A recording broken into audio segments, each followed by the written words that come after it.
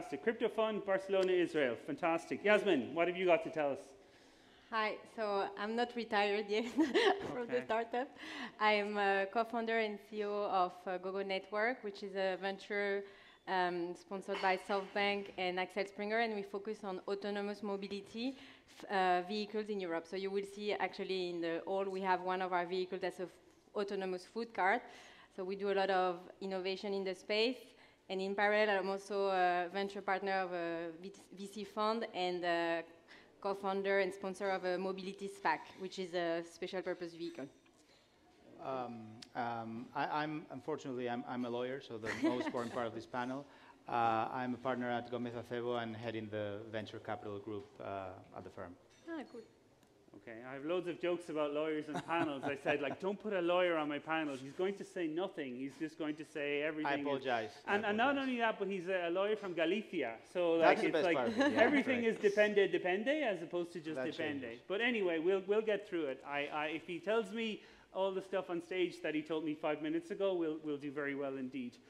Okay, so it's the same thing with you, Amos. If you tell me half of the stuff you told me 20 minutes ago, this will be a rocking panel. So, collaboration between corporations and scale-ups. Is this something you encourage or is something you discourage? It really depends on the terms and the specific cooperation, I guess.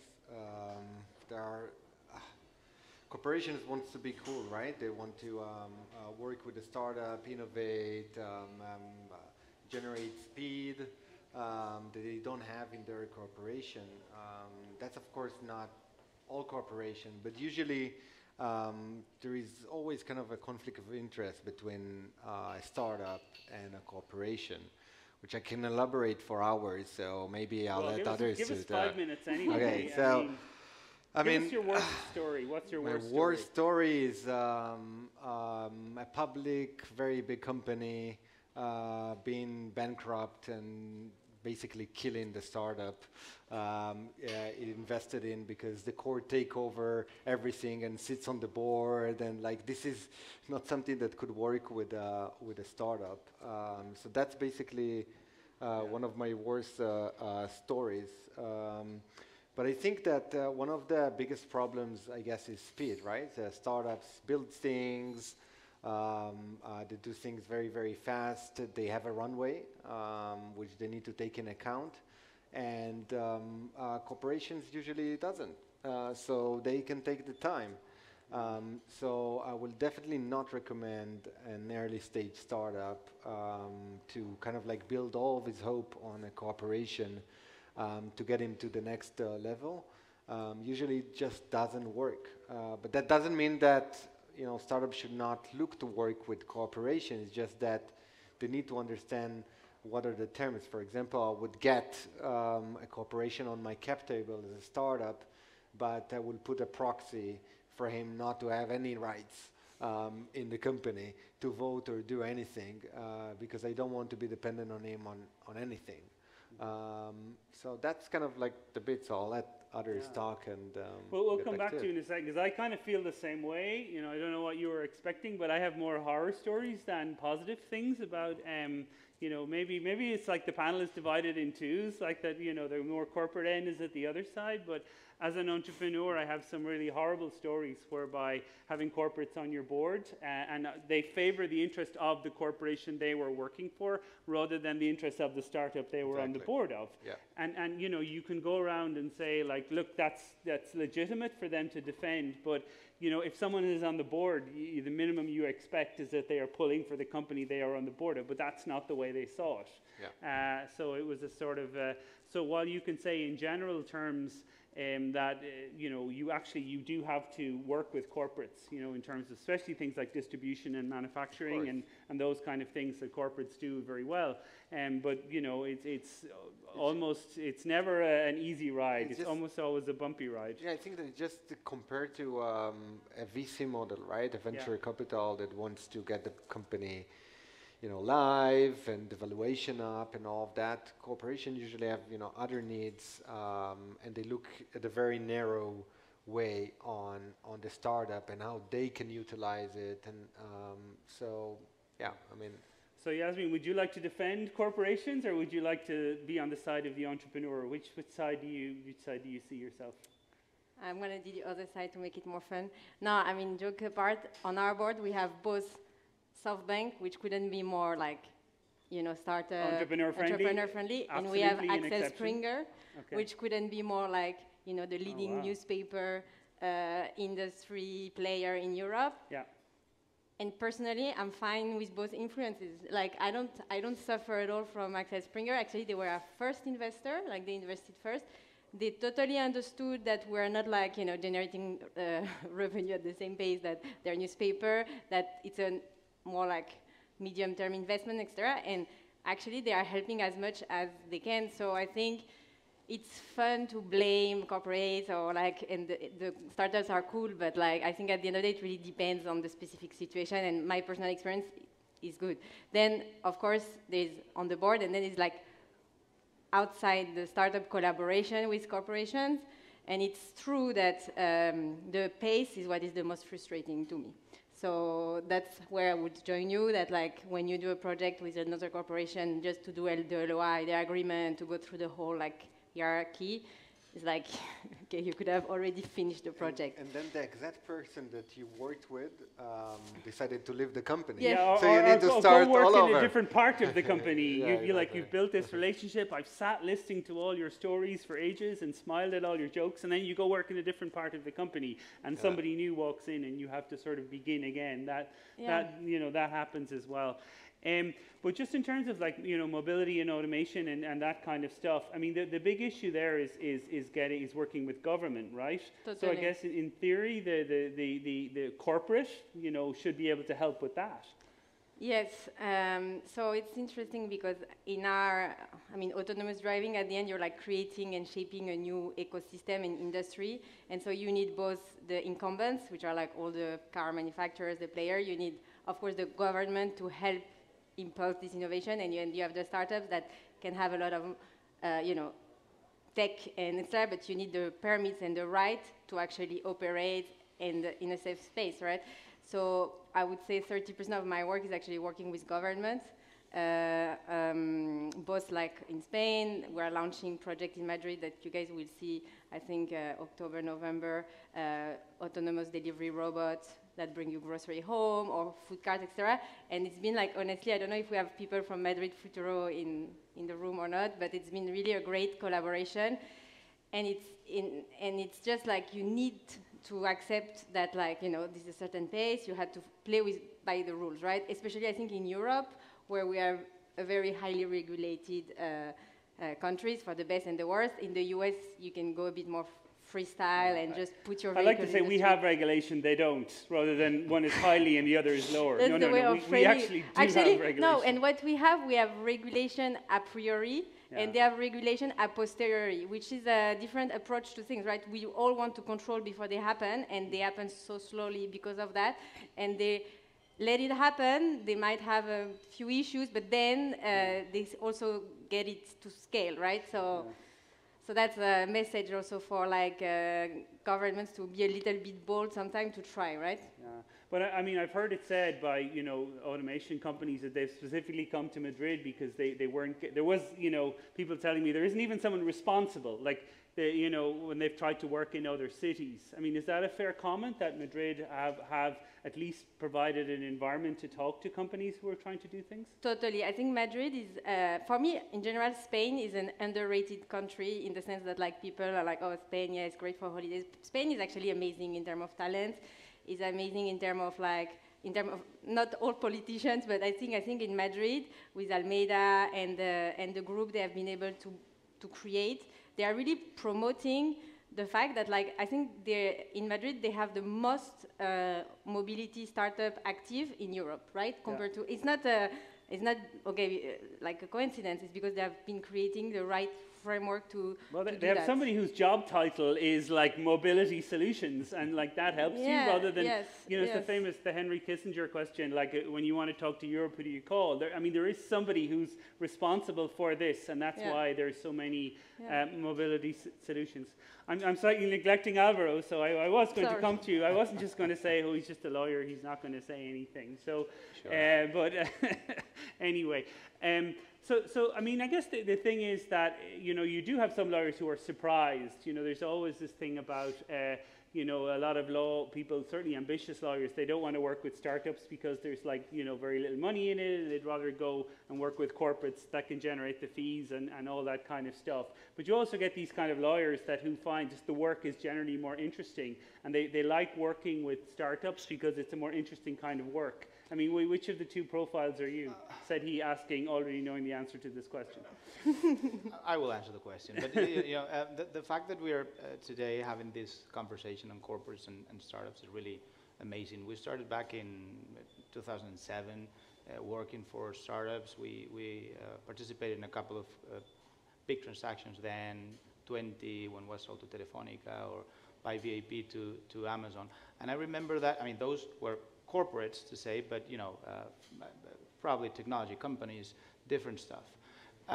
When I, you know, at the firm, when I tried to, you know, explain to my partners that that was something interesting, they basically looked at you as, you know, you should forget about that and focus on corporates. That's the big money. That's where we should be, and we should forget about this, which is basically a game. And I think that that was the same sense that corporates had at that time. And consulting firm, I was at McKinsey for a long Corporates time. didn't care about startups, about this growth world.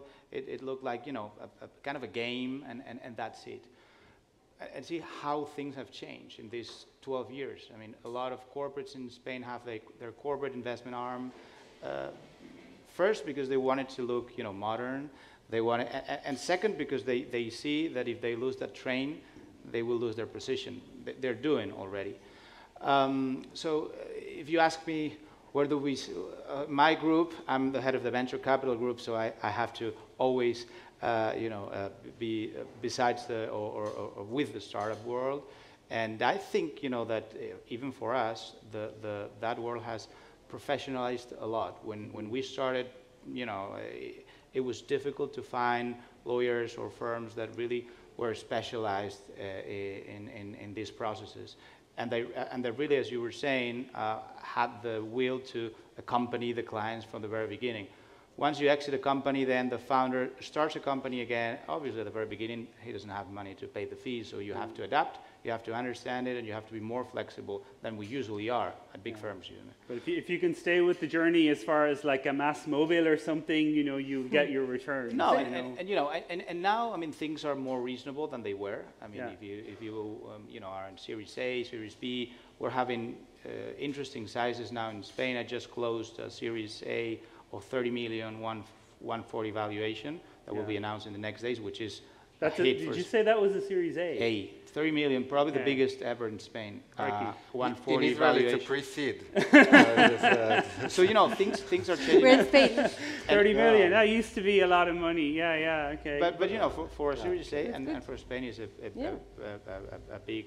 So as Jasmine was saying, I think that Spain has a great ecosystem, a great environment. I work a lot with international VCs, and what we have here in comparison to other countries in Europe, obviously UK is a different world, France is doing well, but in comparison, for instance, with Italy, that has more or less the same size. I mean, we're here and they're here.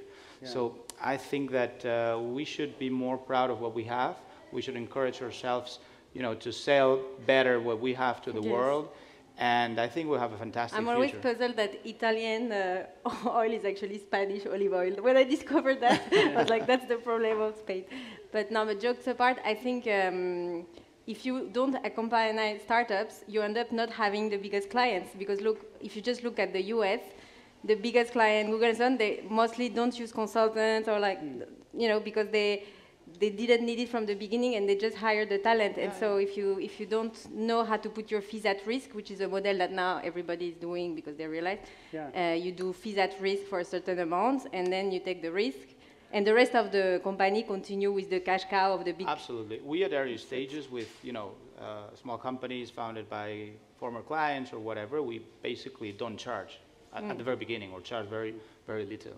As Jasmine was saying, you have to, accompany the startup throughout the life. So Amos, I have a kind of a joke which I often give in my classes, that when talking to a corporate, you should never talk to anyone who works for a corporation that has the word innovation in their job title. Yes. I mean, because I often sort of say that what happens is that somebody they want to get them off their team, and they say your talents are uniquely associated to innovation, and then there's you kind of have this group of people that have innovation in their job title but have no power within the organization. Yeah. Would you agree with that statement? Like, who's the best person to talk to if you wanted? So if I gave you the name of a company, Teva Pharmaceuticals, just to pick an Israeli company, who's the best person to talk to? Do you start at the top, the middle, or the bottom?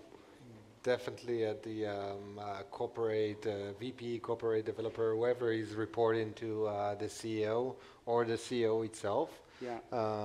Because it just, one of the companies that I founded is selling to municipalities in the US, like Boston, Akron, a lot of different cities in the US. And in the beginning, we're kind of like wasted so much time talking with, people that are in the innovation of the city. Yeah. I'm talking about years, not really so much time. And what we learned, for example, that the only way to move things forward is to talk with the city manager, yeah. Which is kind of like the CEO of the city in the US. I don't know how it works here. Yeah. And that's basically the only way to close a deal. If you have the city CEO, it's the only way to move forward. If you don't have him, there is no way you are able to move forward. And once we kind of like shifted the strategy into targeting at conferences where the CEO goes out of the train station, yeah. Like seriously, really different strategy. This is where we started to close deal with cities and really scale like 2 cities every month or something like that. Talking to the right person is fundamental. Yasmin, you've the same advice? How do you identify the right person to talk to? We just talked about it. Well, I think at the end, I have to agree with Amos, but I think at the end of the day, you need it's a dance between, you need someone that has the power to say, you guys have to work on it, and then you need below people that will work on it. Because write the code and, take the scooters out of the boxes. Because if you just say at a very high level, we have just last week we had a super top high level meeting with one of the biggest founder of India, and then our team, and then it was all so high level. Yeah. And at some point you just need to everyone agrees with everything, but nobody's actually doing anything. Nobody's taking notes. Nobody's okay, but what are the next steps, right? How do we get to the... And then you need to have 2-3 people, as Amos said, maybe just one level below or 2, but that are actually trusted, smart, and will get the job done. So and I think in the case of the public sector is the same. Like for instance, for what we're doing in Madrid, we're lucky to meet a couple of times, of course, the mayor and so on. Mm-hmm. And then we worked very well with the innovation consejero de innovación. It's a team. You need this. Of course, but by the way, I just wanted to comment about the 30 million, which, by the way, it's very, very impressive. I was kidding. Just because the valuations are nuts. I was just a lawyer. No, it was, the valuation in the startups world today is something but I remember really the bad old days. So, it's complaining about footballers. It's like saying, they don't deserve 500 million or something. Well, it's like... People are agreed to pay for it. So exactly. I'm not going to kind of... I want to just ask Alvaro, if I'm in a startup and I co-founded 6 companies, and I come to you and I say, protect me from the dirty tricks of a big corporate, what kind of things would you be looking for? No, that's an interesting question. I know it's an interesting question. I basically would tell you, consider whether you want a big corporate in your cap table at this early stage. Yeah. Because, what they want, or the mentality where they approach companies is completely different, except some cases, but generally speaking, they don't see the company as an investment. They see the company as a future take. Yeah. Their approach is completely different to a VC that wants some protection, that want to foster the company, and then sell it out and receive the proceeds. they see the company as a potential part of the group from the very beginning. So what they want, generally, no, I think it's rights true. of first But it refusal, just like depends, all those things, right? because a lot of, and maybe it's the case of Axel Springer that have also the digital arm, investment arm, and so like there are also some corporates that have both and that don't, like if it's the mother house, then yes, but if there is their like VC arm, it's a bit different, I think. I agree, but they still have some tendencies. Yeah. And they like a lot, call options. They even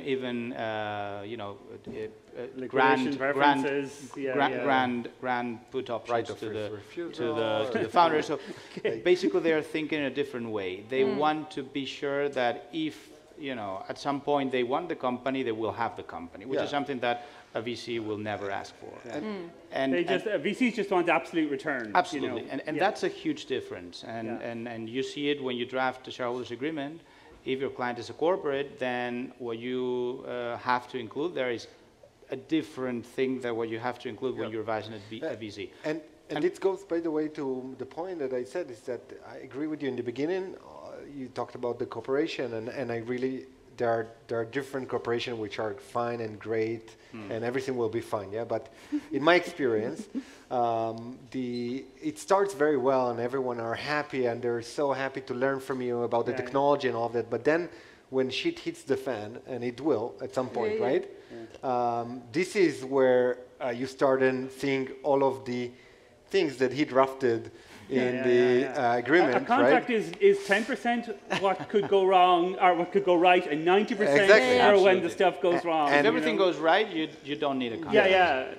Including the death of the founder and things like that. Yeah. When I was looking at the contracts, it's interesting that they have all these cases back in case we die. You can't sue dead people, although I'm sure there's a lawyer out there who'll try. I mean, this is the sort of the thing about these issues that everyone always says hire a good lawyer, which it's like one of those things about you should do, but it's obviously they're expensive, and good lawyers ask a lot of questions. I know a very good lawyer, but he would drive you absolutely crazy because after a meeting with him, like you literally are afraid to cross the road because you're thinking, what are the consequences of me crossing the road? But he's a brilliant lawyer, So you always have to have a balance, and if you have a lot of experience, good and bad experience with a lot of clients that now are friends, then you can give a reasonable advice, I think. I mean, obviously things can always go crazy, but you with try US lawyers, it's always you're going to jail, right? Well, and except nobody ever goes to jail, except maybe I don't know. Jeff Skilling went to jail, but he seems to be the only person I can ever think of. No one else seems to go to jail. I know many. But just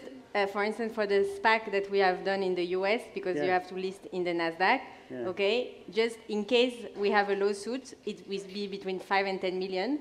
Even if, for any reason, if the investor is not happy, they can give you a lawsuit and you have to pay this amount. So we have an insurance that we're paying almost $1 million, just in case it's crazy.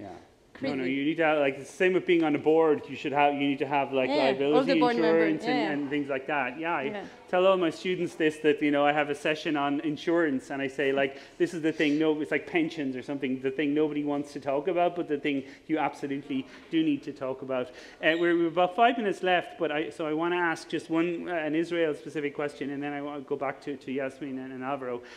Just the fact that Israel is a small country that everyone seems to know each other and have a nickname for each other, does that help in terms of the relationship between corporates? Because sometimes you don't know which is the corporate and which is the startup. The two of them are dressed kind of like you. You could be the CEO of something in runners and jeans. Does that help? Is that one of the secrets to the success? I think the secrets are a little bit different, but of course it helps because you can reach anyone, right? Your investors, of course, he knows that guy and that guy and that guy, and your CEO friend from another company knows that guy, so you can reach basically everyone. But I think that most of the entrepreneurs in Israel are not really kind of working with corporates in Israel. It's not interesting. It's very small. So they usually test their kind of product would be in Tel Aviv or in one city or something like that, but then they're scaling into the US. Yeah, they're international from the beginning. Exactly. So it's not, they don't care about the local corporates at all, in a way. Okay. It is interesting. Just in terms of headquarters, Alvaro, you know, what are the kind of issues as scaling comes along in terms of, like, you seen companies moving to different jurisdictions, or are they tending to stay in Madrid or wherever part of Spain? I mean, we have a couple of examples here in Spain.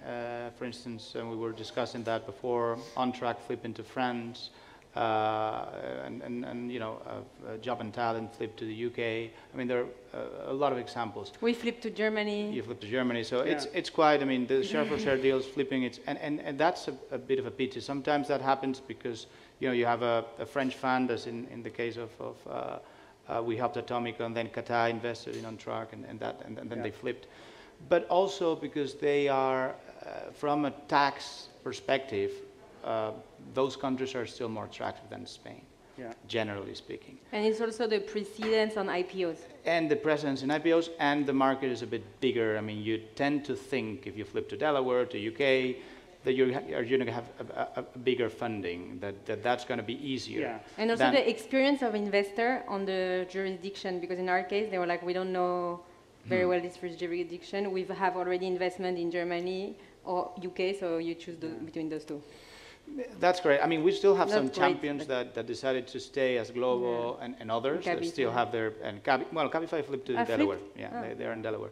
But we still have Spanish companies that want to do all the way up until exit here. And I think that the new law that is going to be passed in the next months needs to be more, in my opinion, more aggressive than what it is. I mean, it brings things, but not what we need. We have to mirror other countries and do what they are doing. Otherwise, we're going to, and we have a lot of talent, and we need help to, you know, develop it. Yeah, and it's not just like not to pay tax because companies don't want to pay tax. No, it's just no, like no. if you want to have stock option to employees in Spain, they are triple taxed compared to like what France has been 300,000 doing. reduction. It's like it's ridiculous, right? So that's the problem. It's ridiculous. Yeah, I'm just going to let you guys talk away. I'm learning. When you're listening, you're learning. When you're asking questions, you're not. But it's interesting.